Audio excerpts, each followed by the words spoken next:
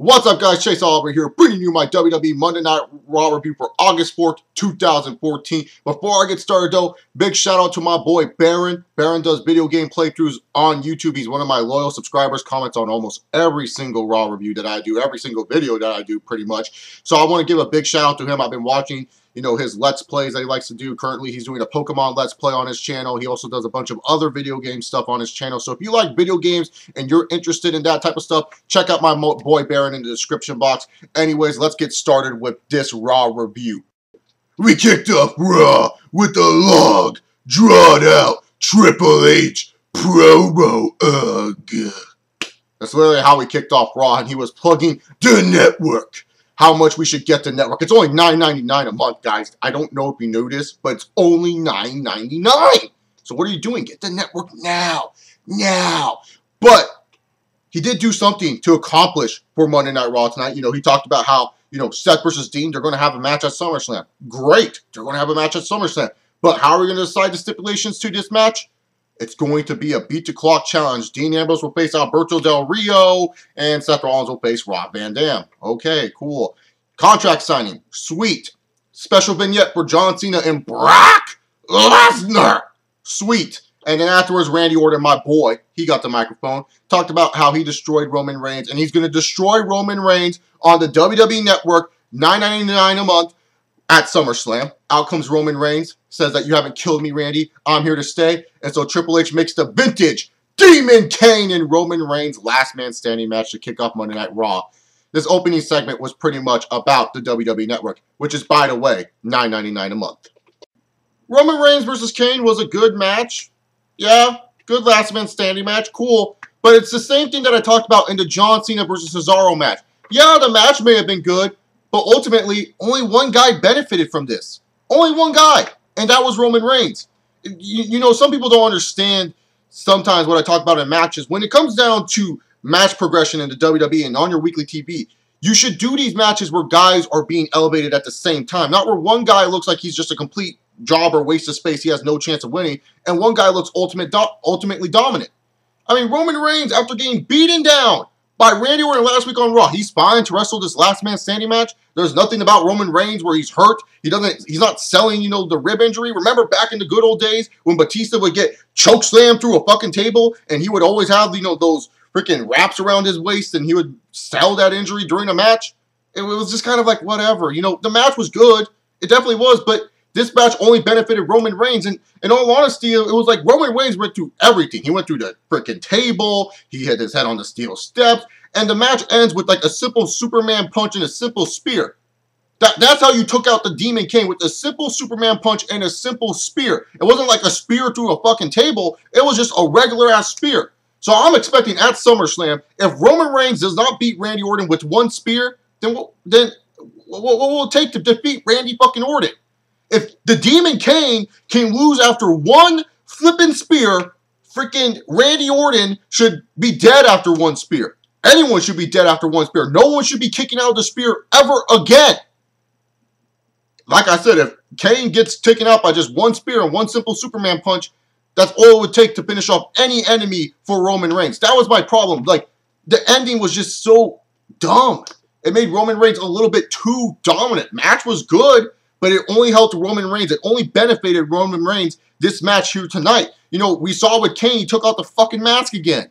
Jesus Christ, Kane, make up your mind. Are you going to have the mask on or are you going to have the mask off? Are you a demon or are you corporate? Shit, at this point, just go back to being Isaac Yankem. Honestly, that's really all he should do right now. Come full circle. Come back to Isaac Yankem, Kane. They really miss you. And by the way, if you guys haven't seen Isaac Yankem, you guys can on the WWE Network, which is only $9.99 a month. I'm really liking how Paige is performing this best friend character, whatever character she's supposed to be. I really like how she's performing it. She's definitely a lot more entertaining. They're giving her more mic time. I'm really liking what she's doing. I mean, it may not be my favorite character archetype. And just know, guys, if I don't like a certain character, it doesn't mean I just think they absolutely suck. I don't like Stardust worth a damn. I hate Stardust as a character. But I definitely think Cody Rhodes is performing it very, very well. He's doing a great job portraying as Stardust, just like I feel like Paige is doing a great job portraying this psycho best friend gimmick. It may not be my favorite gimmick. I may wish she was like the anti-diva like she was on NXT, But you know what? She's doing a good job with it, and only time will tell if I will start to love this gimmick of Paige being best friends with everybody. But if you guys do want to see Paige as the anti-diva, there's a thing called NXT, which is on the WWE Network, and the WWE Network is only $9.99 a month. Hook 'em horns! Mark Henry squashed Oklahoma Sooner Sandow, and the announcer talked about how he's a former World Heavyweight Champion. Well, if you want to see how Mark Henry became the World Heavyweight Champion, you can do so by watching Night of Champions 2011 on the WWE Network, only for $9.99. Ambrose versus Del Rio was a good match. I like the story that they told in this match. This was definitely, for me, the match of the night, and I felt this was one of the best executed segments on Monday Night Raw tonight. I have no complaints. I like how Dean Ambrose is selling the shoulder injury that he's had for weeks in and weeks out. I really like that. I like the story they told where he couldn't hit the dirty deeds with the left arm, so he had to switch to the right arm. So I felt they did a great job with this. Did the match go a little bit too long? Yeah, I thought this would be only an 8-minute match. I didn't feel like you needed this match to be 15 minutes long. That's just my personal opinion. But it was a good match nonetheless. Dean Ambrose wins, and Del Rio, I feel bad for this guy. Remember when Alberto Del Rio was a big deal, guys? The dude had the cars. The dude had the scarves. He had Ricardo Rodriguez. Oh, by the way, good luck in your future endeavors, Ricardo Rodriguez. But if you guys missed the old Alberto Del Rio like I do, you can relive him from his days on SmackDown and when he won the 2011 Royal Rumble and he won the WWE Championship at SummerSlam 2011. You can do so with the WWE Network only for $9.99 a month. Boy, has the mighty have fallen. Sin Cara losing on the WWE App. Oh my God, this guy was supposed to be the next Rey Mysterio Jr. This guy was supposed to be a huge deal for the WWE, and now he's losing to Rusev on the WWE App? Oh my God, that's just sad. If you want to know how hard they were pushing Sin Cara back in the good old days, go watch his Raw debut on the WWE Network only for $9.99 a month. Lana versus Coulter stuff, it was okay. I wasn't really that big into it, but it was okay stuff. I like that Lana tried to sing happy birthday to Obama in Russian. I thought that was actually pretty funny. But it was okay for what it was. You know, Swagger came out there. I like that Rusev got the advantage over Swagger. I wish they beat up on Zeb Coulter, that's for sure. But guys, WWE, if you want this feud, because this feud right now, it's hot. It's going good. This is definitely a good feud. But if you want this feud to be super duper hot, a Nova explosion, if you want me to take Jack Swagger as a real American seriously, oh, you know what you need to do, brother. You need to align Jack Swagger with the almighty Hulkster, dude. You have to make sure that the Hulkster gives Jack Swagger the privilege of being the real American, brother. That would be awesome. If you want to see what I mean by Hulk Hogan being a real American, you can watch Hulk Hogan versus Sergeant Slaughter at WrestleMania 7, only on the WWE Network for $9.99 a month, brother. Remember when Cesaro was being pushed to the moon and he won the Andre the Giant Memorial Battle Royale? Well, the WWE Network remembers. And remember, you guys can get the WWE Network for only $9.99 a month. As for Ziggler and Miz IC title build, well, I like it because at least Ziggler's winning matches and he's not like a guy losing all the time. He actually looks like a threat to Miz's IC championship, and I like the idea that they're playing that Dolph Ziggler might hit the moneymaker that the Miz is running with. But it's such a shame because we used to see Dolph Ziggler and The Miz as guys that you would think that would be top-tier guys for the company, and now they're feuding for the IC title. Man, if you really want to see some good old Dolph Ziggler and Miz back in the good old days, the WWE Network has you covered. Only $9.99 a month. Stardust and Goldust defeated my boy Ryback and his tag team partner Curtis Axel. Cool. Stardust and Ryback, man, that's like feud of the year, man. Like, seriously. These guys have been wrestling how many times? Like, this is like the go-to match for Stardust and Goldust. They're like, put him with Ryback. Put him with these two bums. We're not doing anything with them. Go get your paycheck, Ryback. You deserve it. Boy, who misses Ryback as a monster? Who misses Cody Rhodes with the mask? Who misses Curtis Axel as the count-out champion? Who misses Goldust back in the good old days? Well, guess what, guys? If you want to see all these superstars when they were actually relevant and not being like this, featured like this on Monday Night Raw, the WWE Network, $9.99 a month. Buy it. Buy it now. Jericho and Wyatt is probably the missed opportunity of a great feud in a long time, man. Like, you figured after that shit Bray Wyatt had to do with John Cena, that the one guy that possibly could save Bray Wyatt and make him into a legit star again was Chris fucking Jericho. But it amazes me how lazy this feud is. If you like this feud, good for you. That's your personal preference. Me, this feud sucks. It is so generic. And it's surprising to me with Chris Jericho, who's normally a creative genius in my mind. Like, I think he thinks of some creative freaking stuff when it comes to his feuds. And especially with a young guy like Bray Wyatt, who we know is creative as hell. With these two creative guys, that they can't make an interesting and compelling TV feud. That is just simple, generic shit that I would see on Superstars. Like, literally, that's what their feud is. It's so damn generic. Like, is Chris Jericho not even trying? Is he more worried about Fozzy tour dates than he is trying to make Bray Wyatt into a legit star? I mean, we know Chris Jericho has backstage power in the WWE. If you listen to Talk is Jericho, you know that he's in Vince's ear. You know he has gone to Vince's office himself and told Vince, like, oh, this is a storyline I want to do. This is the reason why. He's done that in the past. He's told us stories on his podcast how he's able to do that. Like, is he just not trying with Bray Wyatt? Like, really, to be honest, I just feel this feud is so damn lazy. Man, like, Jericho used to have so much better feuds. And if you want to see what I'm talking about, a perfect example, Jericho versus Mysterio. Jericho versus Christian. You can watch all those feuds to show how lazy this Jericho versus Bray Wyatt feud is. You can watch all those feuds on the WWE Network for only $9.99 a month. I'm on the hashtag push Diego train. I was upset that he beat Fandango last week, but you know what? I should just accept it. Fernando, you've been holding Diego back. Now I see the legit star power that Diego had, and maybe that was missing from fucking Primo. Remember when Diego was Primo? Do you remember those days? Who gives a crap? If you want to see Diego as Primo, you can with the WWE Network, and I'll get to the price later on. Let me finish my point. But Diego, he's something different than Primo. He's someone with star power. And you know what? Since Sheamus is too busy doing other things than entertaining me on my television, maybe we should give Diego the United States title match. That's all I got to say. And remember, guys, the WWE Network is $9.99 a month. Seth Rollins was supposed to take on RVD in a Beat the Clock challenge, but since Seth Rollins is a heel and he's a part of the authority, they said, nah, screw you, RVD. Just, you showed up for your paycheck. You got paid. Be happy. We're going to send out Heath Slater. And Heath Slater and Seth Rollins had a Beat the Clock match. And, you know, this match would have been riveting and entertaining, let's say, if you had more time on the show, because really, they did not manage this show well at all. Like, literally, they actually wrestled at least, like, 8 minutes straight, and it was, like, legit. And then Dean Ambrose came out and did all that funny stuff with the briefcase. I would have said, oh, wow, this is a great segment. But literally, like, right when the match started, out came Dean Ambrose, started putting popcorn in the briefcase, started putting soda in the briefcase, started to put a freaking hat in the briefcase. Like, he was putting all this stuff in the briefcase, ripped up the contract, and distracted Seth Rollins for Heath Slater to get the upset win. And we will find out what stipulation Dean Ambrose will choose against Seth Rollins at SummerSlam on SmackDown this Friday night.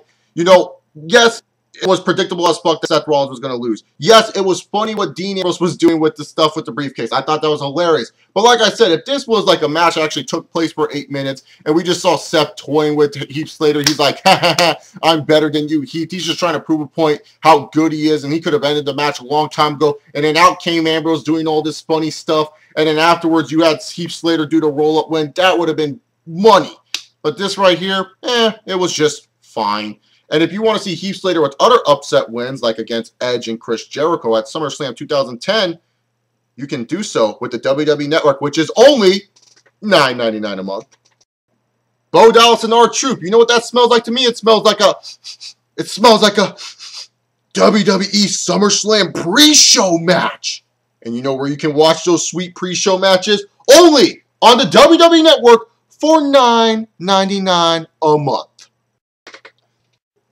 Once again, Stephanie and Brie are the highlights to Monday Night Raw. And really, to be honest, let me just say this. Brie Bella and Stephanie McMahon, and under any circumstances, I would not give a fucking shit. I could care less about Brie Bella. If she's not on Total Divas, get the fuck off my TV. Stephanie McMahon making an in-ring return, I don't care. But the WWE is presenting this so fucking well. Stephanie is doing such a great job as a character that I care about this feud. And I can't wait to see this match, which is good. I mean, that's just organic. The WWE is doing a great job of making me want to see a fucking match that I normally would not fucking care about. That's good shit. Stephanie, there's no argument. She is the best heel in the WWE. I don't want anyone to say, oh, Triple H is the best heel. No, Triple H does not even come close to fucking Stephanie McMahon right now. Stephanie is the best heel, and it's not even close. It's like Triple H, Orton, Kane, Seth Rollins, and then Stephanie McMahon, she's like at Mount Everest. They're like at the start of Mount Everest. Stephanie's on the top of Mount Everest. She is the best heel. She puts asses into the seats. I generally want to see this character get her shit beaten into her. I like what Brie Bella had to say. She's doing it for the Rhodes, doing it for the Vickies, doing it for the Daniel Bryans. She's doing it for the Booker T's. If you guys remember that promo, Bash at the Beach. Ah, yeah, you know what's up. But she didn't really say doing it for the Booker T's, but I just added that in there because that promo was fucking hilarious.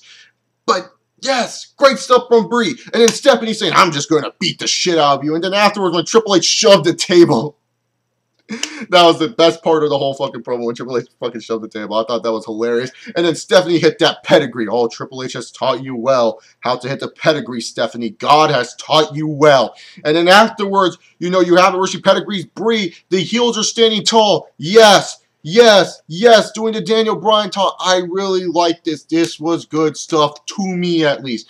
Definitely one of the few highlights to this episode of Monday Night Raw. Because do you know why this episode of Monday Night Raw was bad? Well, maybe because it had to do with the WWE saying how much the fucking network cost, which is, by the way, oh, you guys know what it is. If you guys haven't noticed, or you guys don't know by now because you're new to my channel, I was mocking the WWE promoting the network way too fucking much tonight. I thought it was fucking stupid.